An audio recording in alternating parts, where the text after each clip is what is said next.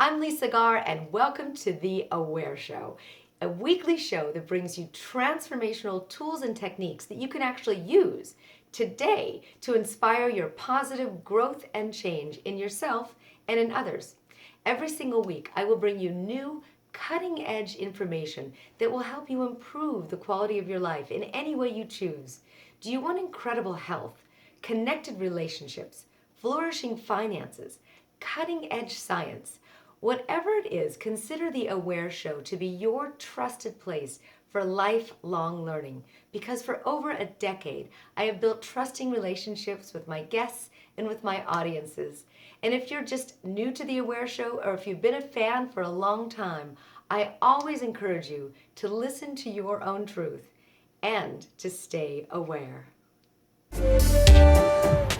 Hello, my name is Anat Baniel and I teach the Anat Baniel Method Neuromovement.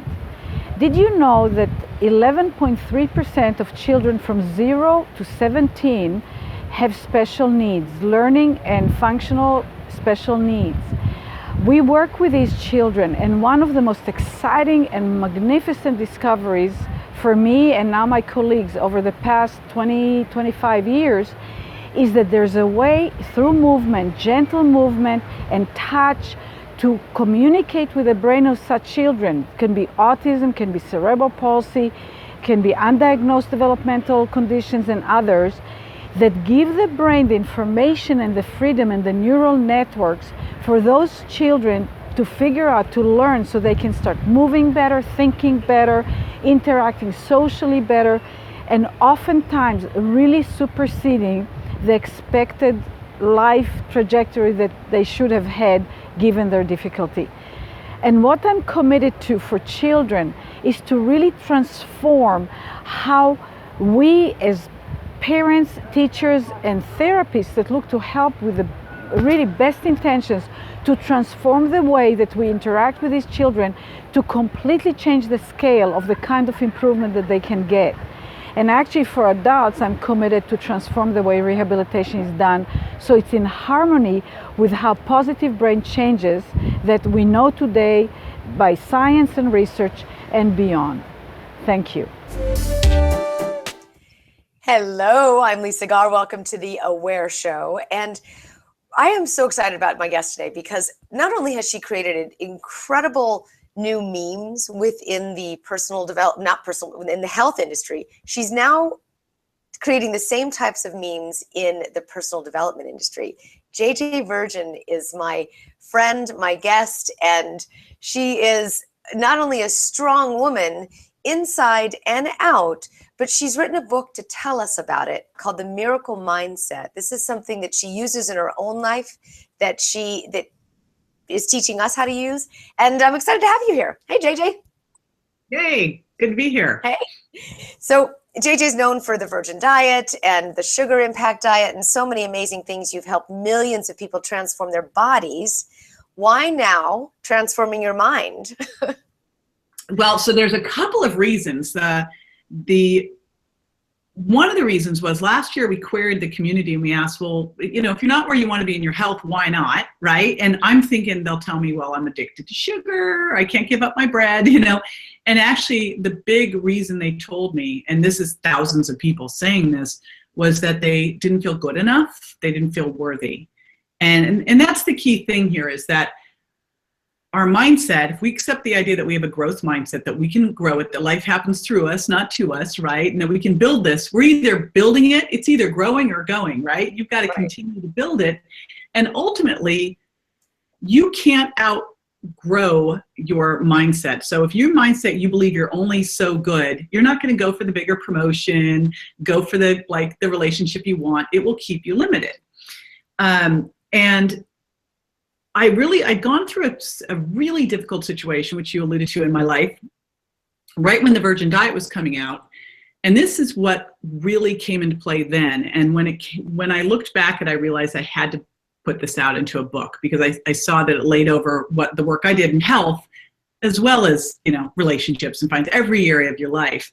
But I also had to tell this story because so many people were asking me after I went through my incredibly life-changing event where my son was the victim of a hit and run, left for dead in the street at 16, and we overruled the doctors at the hospital to get him the help he needed and save his life, which was the start of a long process because it was a 4.5-year process. But Wow. so many people asked me about that whole story, what happened, how did you do it? And of course, my initial thoughts were, well, I was able to do all this stuff because I was so healthy. But the reality was I realized that everything that had happened with my son, dealing with him being in a coma, nearly dying multiple times, Being and told having to, several times that he wasn't going to make it. all went back to a mindset choice, right? Wow. I remember you speaking about this at a conference that we were at, and you were just so candidly telling the story. And as a mom, it impacted me in a huge way because you had words with your son before he left the house that day. And I will always remember that. And it makes me think about how I speak to my child. There's a lot of things here. Tell us a little bit about what happened. Yeah, it's like kind of like your mom's worst nightmare is you got in a fight and then they, something happens to them. So my son's bipolar and he was not having a good day. And he wanted to go to martial arts, but he hadn't gone to school. So I told him he couldn't go, and he escalated the situation, and I stayed firm, and he stomped out of the house. Mom, I'm not as strong as you think I am. Crossed a couple streets and got hit by a car, going about 40 miles an hour, and hit and run. The woman got out of her car, saw it, gas, drove off, and fortunately a neighbor saw it, pulled in, called 911. He was airlifted to the local hospital. When we got there, we were told that he has a torn aorta, which kills 90% of the people on the scene, and it was going to rupture sometime in the next 24 hours, and that would kill him. But they couldn't do the surgery he needed at that hospital because it was a very specialized surgery to do it without a blood thinner. And he had to do it without a blood thinner because he had multiple brain bleeds. He was in a deep, deep coma. And so we had a ticking time bomb where we had to get him fixed, but he was super unstable. Plus he had 13 fractures. He was bleeding from his femurs. He had road rash covering his body, was raw. And the doctors said, you can't airlift him because he's never going to survive the airlift. And even if he were to survive that airlift, he's going to be so brain damaged. Well, first of all, even if he survives the airlift, he's not going to survive the surgery. And even if he were in some way able to survive both those, he'd be so brain damaged it wouldn't be worth it. And my younger son, who was 15 at the time, looked at that doctor. And I just love this. Talk about courage, right? Looks at the doctor. He says, so like a 0.25% chance. The doctor says, that's right, son. He goes, we'll take those odds. Oh, wow. Wow. Like, yes, Bryce. So we overruled the doctors, got him to the other hospital, had an amazing team there. One doctor accepted the case and assembled in the middle of the night 5 different surgical teams, got a stent from another hospital, that wasn't even allowed to be put in kids. He said, I figured I'd ask for permission later. And just, talk about a miracle mindset. He's just like, we're doing this, walks up to me, says, I got this, don't worry, I can fix him. And he does, he puts the stent in, he comes out to tell me that the stent's in, everything's fine. He goes, but I don't know if he'll ever wake up. I'm a plumber, I don't do brains, I don't know. I'm like, oh, wow. Yeah. Wow. I know. It's a couple years ago, too. I mean, this is not long ago.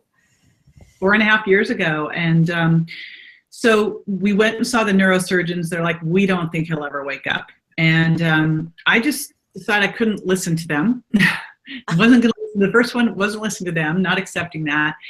And we stood in the ICU and looked at Grant and told him he was a warrior. That's what his name means, that, we were all in this together fighting for him, and he was going to be 110%. This would be the best thing that ever happened to him, to us. And that was it. And Lisa, I was scared to death, and this was a ridiculous thing to say. So I got to couch that because people were like thinking that I just kind of went, okay, this is good. I was like, no. The angels weren't, chirping and everything. It was scary, dark, bleak, and I needed some big stretch goal to hold on to and to fight for. I wasn't going to fight for him just to pull through the surgery. I was going to fight for a way bigger life for him, right? It had to come from somewhere, though, JG. You had to dig deep for that one. Where did that come from? Where did that come from? Love? Well, I believe, and again, that if you believe your mindset's a muscle, I believe it, and that we need to continuously expand it and grow it. And one of the things, and I love this quote, the quote, do one thing a day that scares you. And I've been kind of like living that one for years, right? Of like just pushing my comfort zone, pushing. And so fortunately, by the time I'd gotten to this situation, first of all, I'd raised a bipolar son who was very bipolar and really pushed me to the limits. So I'd gone through a lot of challenges with him, 2 divorces, near bankruptcy, dad dying of cancer, all sorts, just like thing after thing after thing. But we all have those challenges. And it's like, if you haven't had them yet, they're coming. That's one thing we know for sure, right? No, most people would crumble, cower, cave, find the nearest rock. No, they won't. Not if they're in training for it. That's the key, most important thing is it's going to happen. I mean, and it can be the best thing that ever happened to you. But we know we're going to face challenges. We know we are. I mean, I remember last time we were in Costa, we were in that trip together and you were facing a big challenge. Yes. And look, you're better because of it. Yes. My case, the people who inspire me the most are the people who have gone through challenges and stepped up. And those tend to be the happiest people, the most successful people. That's what the resilience studies show. What you don't want to do is get into the middle of that scary situation, then go, gosh, I need to learn resilience. Boy, you need to start developing these things now so that they're habits in the way that you live, so that when the situation happens, you are ready and you can stand up and you'll do it. It really is a mindset muscle. Yes. It really is. You have to train it like you train a muscle. And so you help people do this in your new book, which I love that you wrote, The Miracle Mindset. And I think that your time in and your contribution in the health industry gives you a ton of credibility to do something like this, because you really have created miracles with people's bodies and your own, of course. And you've taught them how to eat sustainably for the rest of their life, not just some random fad diet. So how do we use this miracle mindset to make it last, to help us when we do need it? Yeah, and that's the key thing is I didn't want to write this book unless I knew that I could actually, it's one thing to write a memoir and go, okay, this is a really specific story and wow, yes, you'll be riveted because it's kind of a train wreck and we sort of like to watch, we all turn around and look at the accident.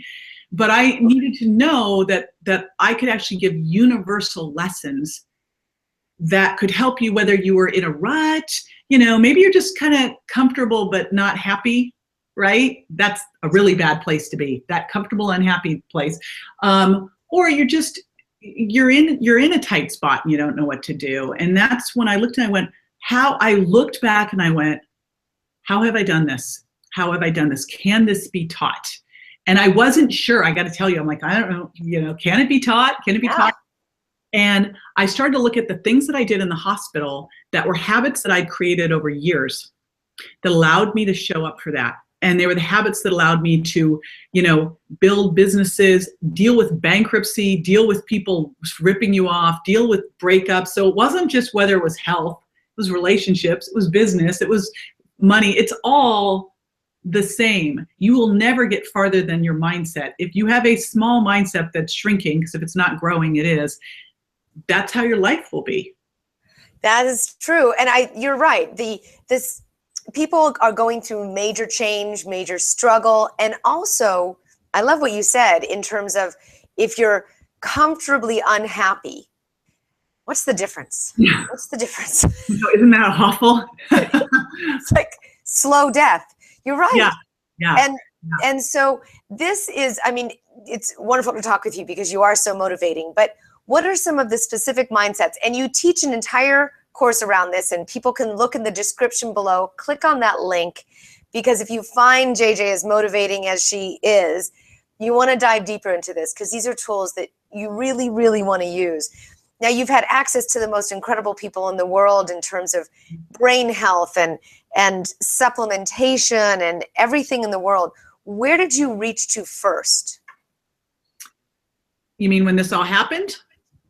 So what I did, and it's part of the miracle mindset, one of the first things I did was get collaborative. I've always been very collaborative, but more in giving help.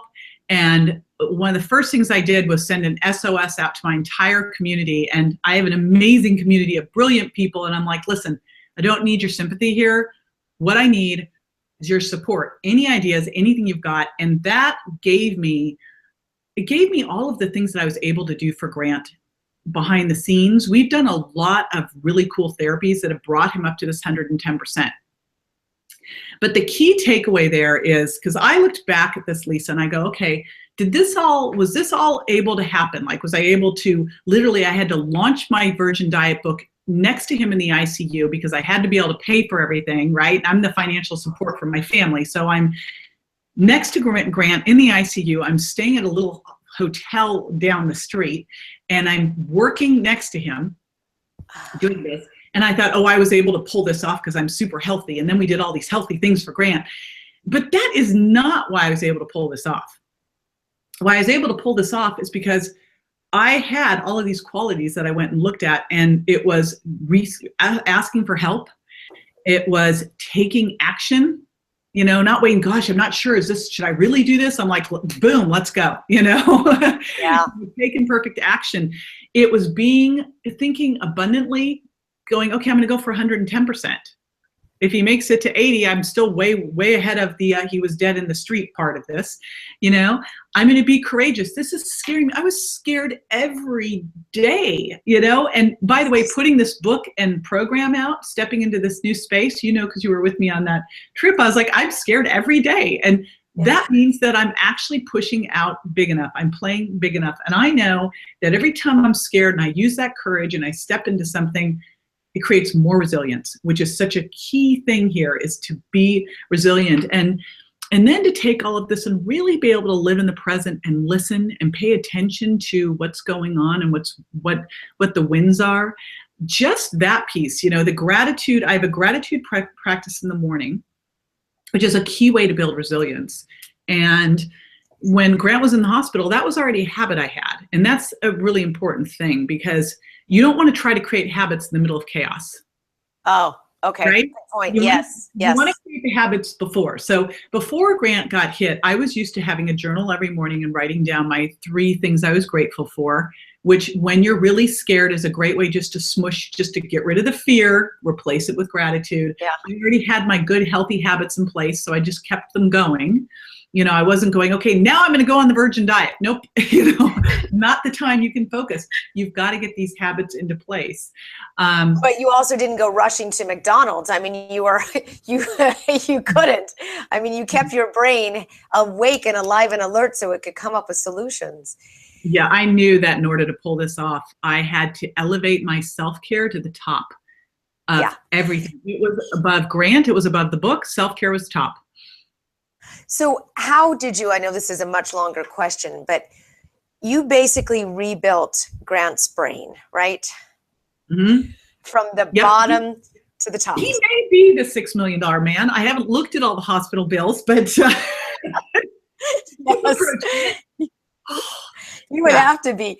And you said he's thriving at 110% as a normal teenager now. Or he's older, a little older. He's not a teenager yet. Now he's 20. He's about to be 21. He's a much better person all the way around. He is. In fact, I asked him, I go, let's go back 4.5 years. You're walking out the door. Do you cross the street? And he goes, yes, I'm better because of it. And I'm like, he is empathetic. He's never once been a victim. He's gotten very into art. Here's his art right here. Oh my God, that's beautiful. Oh my God.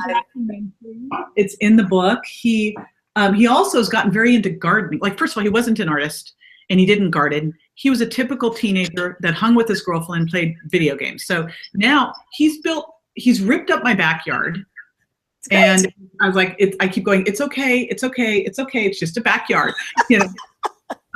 It's destroyed. And he's built this hydroponic with ponds. He's dug it out. I'm like, oh my gosh. But fish tanks, right? This whole thing. He's learned how to be a hydroponic farmer. Great. That's fantastic. He's got a passion. Let him go. You just go. And then he orders Tesla coils online, and he gets this brain wave tracker, and he wears that and figured out how to take these Tesla coils and change his brain waves. Oh my God. He's like, he's a biohacker now, and he is obsessed with all of these things and what he can do to heal his brain, and he's tracking it. He does neurofeedback. He did hyperbaric. We do stem cells. He's researching supplements. You know, I was doing all this stuff in the hospital, and now he's like sending me stuff, and it's amazing. It is incredible. As a brain injury recoverer, I know that it's not a one thing fixes all. It is a constant if you turn it into your passion, it's the best thing. For me, it's a constant work in progress. And specifically, what helps me is daily practice. I have to have something that I do on a daily basis to pick me up out of whatever rut my brain got stuck in that day. And he meditates every day. We've had stem cells injected into his spine twice. I actually think that may be a way to reverse all the brain damage and brain injury. Because that's what you want those. It's Dave Asprey, right? My next this is one of my buddies who founded the biggest stem cell centers franchises in the country. So we're in the experimental trial. I've told Grant he is now a guinea pig. Yes. He's totally cool with it. I'm just determined, I had amazing access to people most people wouldn't have access to in the hospital. And literally, this is the new health. This is the new health. I mean, you don't have to have a brain injury to be a part of this conversation. It has got to be this way. Yeah. With the toxic load our world is in, and with the extreme environment that we're living in today, there is no choice. You've got to learn this type of cutting edge health. It's not vitamins on the shelf anymore. And it's important that you're living it. Yeah, we'll have to talk more about this. I'm actually going to create a whole program because I want everyone to have access to it, because Lisa has 17 million brain injuries a year. 17 million. Oh my God. 5 million people disabled, impacted by 25% of the 17 million suicidal. And when you go to the hospital, they tell you there's nothing you can do. It just takes time. And that is wrong information. Yes. And you're most likely discharged because nothing's broken. And right. You look fine. Silent epidemic. You look fine. You're depressed, anxious, mood swings, lose your memory. Your hormones go wacky. It impacts. Yes. Rage is also a big thing, and that it's one of the things that came out with when I put my book out about it, and is that people have these uncontrolled rage fits, and these are things that you can manage, and it's everything. It's supplements, it's mindset, and the mindset is really the strongest part, because that's what's going to remind you to take the supplements and do everything else and have the confidence and the willpower to do it all. Yeah. Yeah. Right. And then I'm glad you said that. It's not one thing. And just like in life, being healthy emotionally, physically, mentally is not one thing. So, but again, I think mindset sits at the top of it and makes you make that decision as to you being willing to do all of that you need to do for yourself. Yes. Well, that is all covered in the Miracle Mindset. I can't wait to read it. I know that it's just coming out. There's a whole link down below where you can dive into this huge program and learn how to have a resilient mindset. Coming from JJ's story, which is incredible, you sustained more than most people would. But I'm saying, again, you don't have to go through that in order to experience this. This would help everybody. Yeah. All right. Thank you so much. I'm so appreciative, and we'll speak again, and I'll see you really soon. And any way I can support you, let me know. You need to be on like the Today Show and a lot of big media with this, JJ. Yeah, we're going to do some big media. March is Brain Injury Month. My next project will be the brain side. You cannot believe what I found. I have found the top people everywhere. You found what? I've got all the top guys now, all of them. I've been I've one left to meet, and I've just been going through and meeting them all, and I've gotten so many people helping Grant. So that's why how excited you are.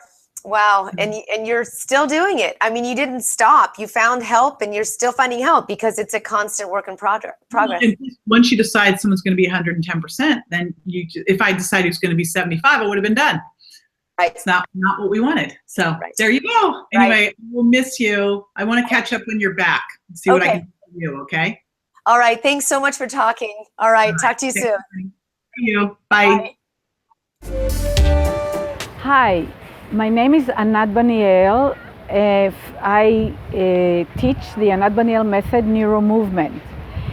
I would like to show you how you can use movement in a way that will really help your brain wake up and give you improvement in your body, mind, and feeling of self.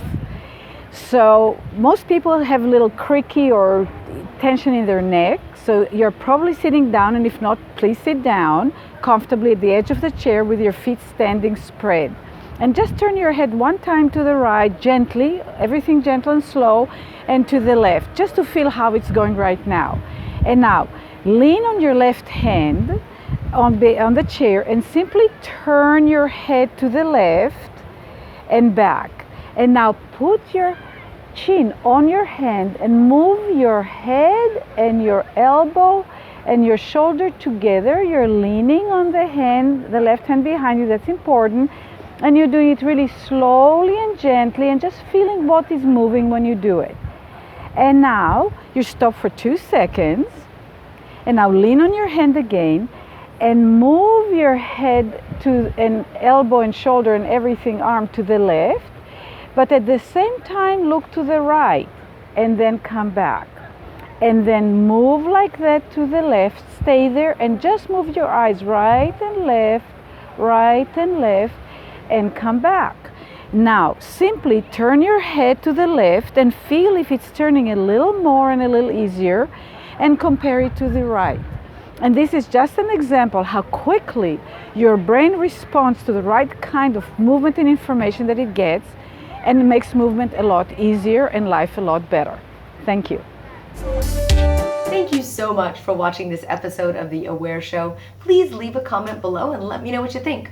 And also, please subscribe to my YouTube channel, and I will give you some of my favorite bonus gifts. So if you want to subscribe also to my newsletter, you can find the link in the description below. Thank you so much, and until next time, I invite you to stay aware.